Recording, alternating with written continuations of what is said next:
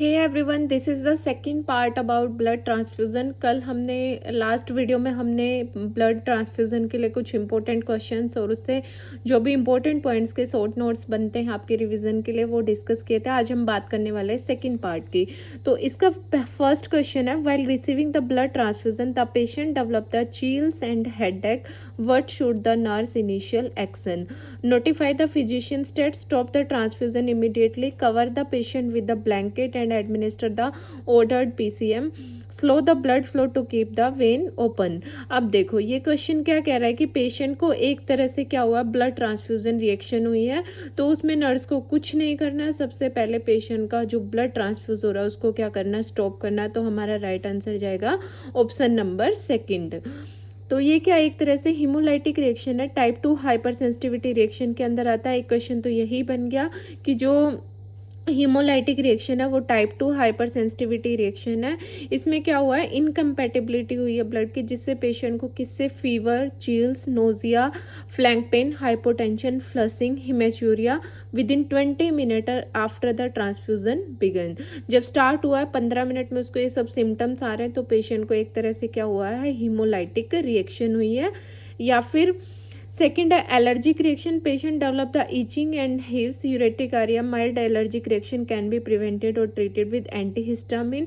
अगर non haemolytic reactions होती हैं उसमें क्या होता है, WBC से साइटोकाइंस रिलीज होते हैं, characterise by the sudden chills, fever, antipyretic. उसमें भी हमें क्या करना है, ट्रांसफ्यूजन को स्टॉप करना है। ठीक है, नेक्स्ट क्वेश्चन है, Mrs. Smith is receiving the blood transfusion after total hip replacement. After 15 minutes, you went back to check her vital sign and she complained of high temperature, back pain. This में include, उसको क्या हुआ है, कोई patient post op आया है, उसको BT चल रहा है, तो आप 15 मिनट के बाद चेक करने गए, वो कंप्लेन कर रहा है। तो पेशेंट को क्या है, रीनल कोलिक है, सीवियर एडवर्स रिएक्शन है, यूरिन इन्फेक्शन है, कॉमन एडवर्स रिएक्शन है। तो पेशेंट को एक तरह से बीटी से क्या है, एलर्जिक रिएक्शन है, हीमोलाइटिक। तो right answer is option number B.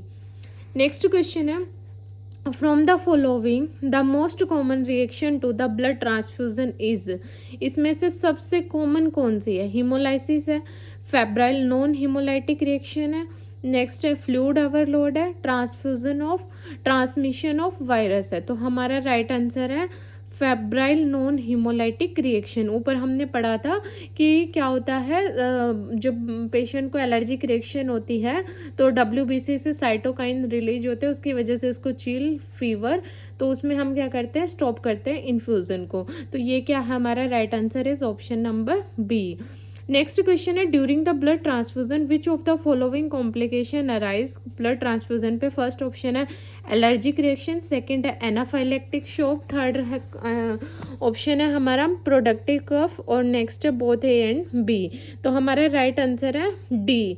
उसमें कौन कौन सा था, एलर्जिक रिएक्शन और एनाफाइलेक्टिक रिएक्शन।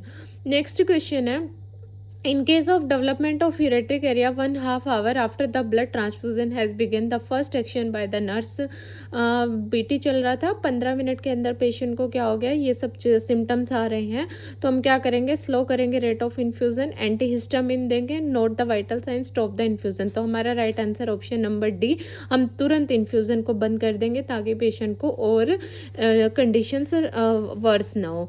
नेक्स्ट है, a child is to receive a blood transfusion if an allergic reaction to the blood occur, the nurse first intervention क्या होगा, same right answer first option है कॉल द फिजिशियन, सेकंड है slow the flow rate, third है stop the blood immediately, relieve the symptom with order. तो हम क्या करेंगे, stop करेंगे ब्लड को immediately. Right answer option number सी।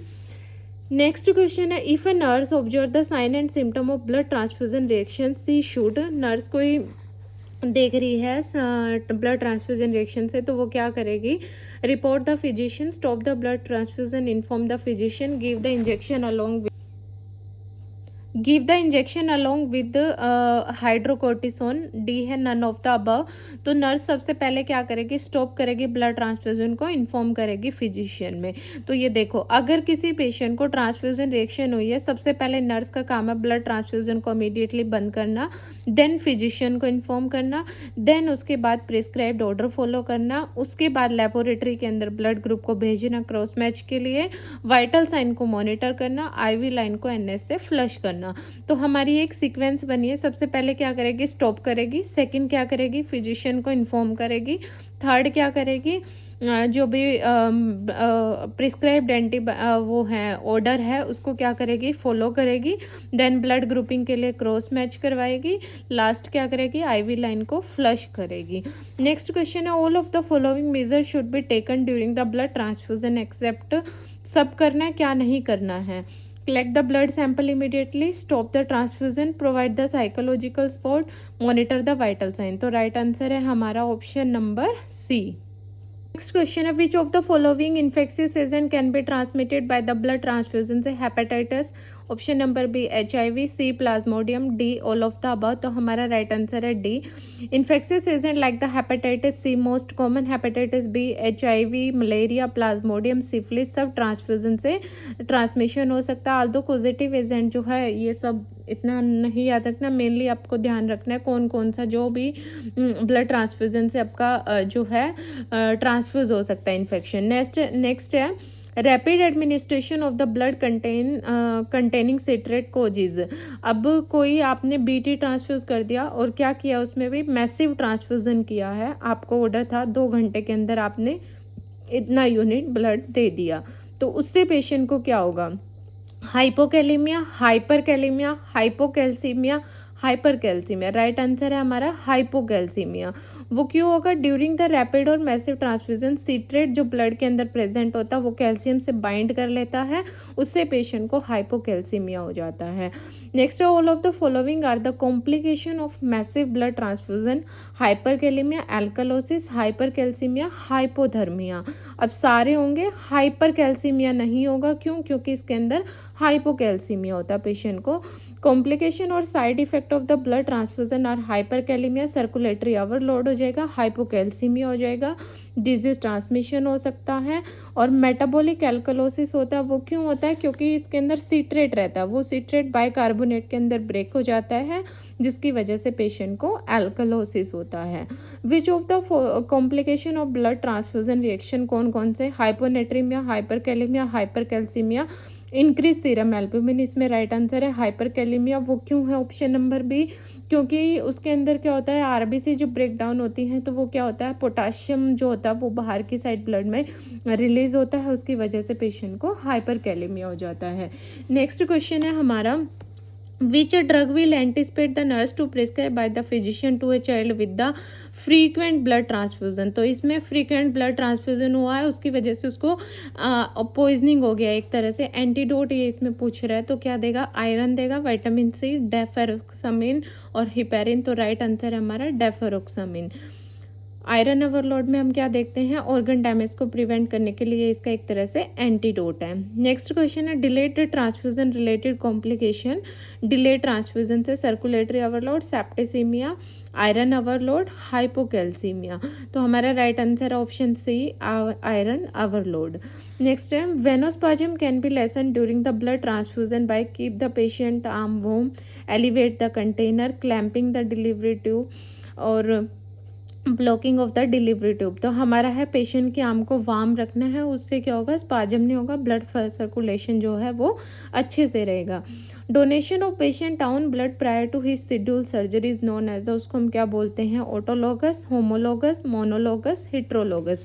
राइट आंसर है option number A, autologous. Next, effect of the platelet transfusion is checked by increase hematocrit level, increase hemoglobin level, reduce oozing of blood from the puncture site, reduce body temperature। Right answer है option number सी। इसको देखते हैं, जब patient की puncture site से oozing कम हो गया, blood नहीं आ रहा है, तो एक तरह से वहाँ पे प्लेटलेट का एग्रीगेशन और ब्लड स्टॉपिंग बंद हो जाती है। तो अब हम बात कर लेते हैं जो भी हमारे इंपॉर्टेंट पॉइंट्स ब्लड ट्रांसफ्यूज़न के लिए बनते हैं। सबसे फर्स्ट जो ब्लड ट्रांसफ्यूज़न है हाँ, उसमें हमने बात की है ब्लड ट्रांसफ्यूज़न को, कुछ इम्पोर्टेंट पॉइंट्स हम इसके अंदर डिस्कस करेंगे। ठीक है, अब हमने सबसे पहले देखा है ब्लड ट्रांसफ्यूज़न को विदिन 4 आवर क्या हो जाना चाहिए, कंप्लीट हो जाना चाहिए। नेक्स्ट है हमें क्या करना है, हीमोलाइटिक रिएक्शन का ध्यान रखना है।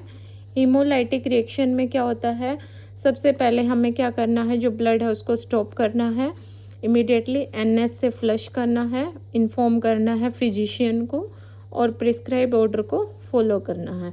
प्रायोरिटी क्या रहेगी, स्टॉप करना है। ठीक है, उसके अलावा हमने पढ़ा कि कॉम्प्लिकेशन क्या है, मैसिव ब्लड ट्रांसफ्यूज़न के कॉम्प्लिकेशन जिनसे काफ़ी बार क्वेश्चन बनता है। तो सबसे पहले क्या होता है, हाइपोकैल्सीमिया हो जाता है। क्यों, क्योंकि कैल्शियम से सिट्रेट बाइंड कर जाता है तो हाइपोकैल्सीमिया हो जाता है, हाइपरकैलेमिया हो जाता है। ठीक है, ये सब हमें क्या रखना है, ध्यान रखना है। उसके अलावा मेन क्वेश्चन बना था ब्लड ट्रांसफ्यूज़न के लिए 18 गॉज का कैनुला जो है वो अडल्ट के अंदर यूज़ करते हैं, स्काल्प वेन और अम्बलाइकल वेन का जो है यूज़ करते हैं हम किसके अंदर, न्यूबॉर्न के अंदर। ठीक है, नेक्स्ट है हमारा, उसके अलावा हमने देखा था फर्स्ट 15 मिनट तक हम क्या करते हैं, ब्लड ट्रांसफ्यूज़न को स्लो देते हैं। उसके बाद हम क्या कर सकते हैं, अगर पेशेंट को एलर्जिक रिएक्शन नहीं हो रहा है, ओके है, तब हम क्या करेंगे, विदिन 4 आवर उसको कंप्लीट करेंगे, एक्यूरेट रेट से डिलीवर करेंगे। तो कुछ इंपॉर्टेंट पॉइंट्स ब्लड ट्रांसफ्यूज़न के यही हैं, 4 घंटे के अंदर कंप्लीट करना होता है। उसके बाद हमें क्या करना होता है, फर्स्ट 15 मिनट्स स्लो देना होता है, देन 4 आवर में कंप्लीट करना होता है। 18 गॉज का कैनुला अडल्ट के अंदर यूज़ करते हैं, अम्बलाइकल वेन जो होती है उसका यूज़ करते हैं हम न्यूबॉर्न के अंदर। असेस करते रहना हीमोलाइटिक रिएक्शन को, इन केस अगर हो जाती है कैरेक्टराइज, जिसको हम करते हैं किससे, फीवर से, पेशेंट को फीवर तो नहीं है, चिल्स से, तो हम क्या करते हैं, सबसे पहले इन्फ्यूजन को, ब्लड ट्रांसफ्यूजन को स्टॉप करते हैं, इन्फॉर्म करते हैं फिजिशियन को, फिर हम ऑर्डर को फॉलो करते हैं, फिर हम क्या करते हैं, एनएस से फ्लश करते हैं और जो ब्लड ग्रुप है उसको क्रॉस मैच के लिए भिजवा देते हैं। कॉम्प्लिकेशन क्या है, हाइपोकैल्सीमिया हो जाता है मैसिव ब्लड ट्रांसफ्यूजन का, हाइपरकैलेमिया हो जाता है और पेशेंट को हाइपोथर्मिया भी हो जाता है, उसकी बॉडी जो है मैसिव ट्रांसफ्यूजन से कूल हो जाती है। तो इस तरह से आप अपने क्वेश्चंस भी कर सकते हैं और अपना शॉर्ट नोट बना के अपना एक जो स्टिकी नोट्स है वो लगा सकते हैं और उसको क्विक रिवीजन एग्जाम टाइम पे कर सकते हैं। होप सो ये वीडियो आपके लिए यूजफुल रहे। Wish you all the best.